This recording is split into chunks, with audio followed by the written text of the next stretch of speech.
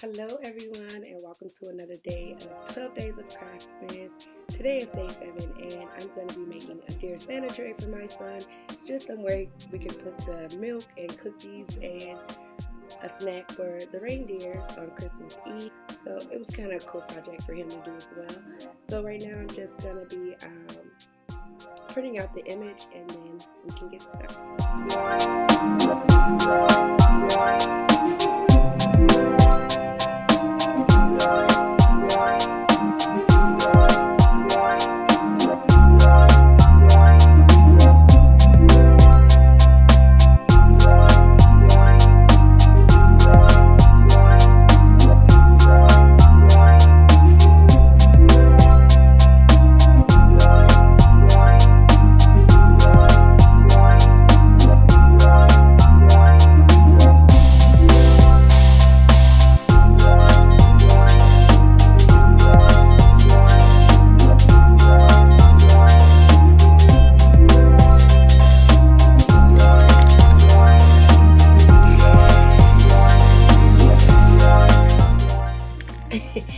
Alright, so I spray painted the tray and then I let my son kind of finger paint, I guess if you want to say.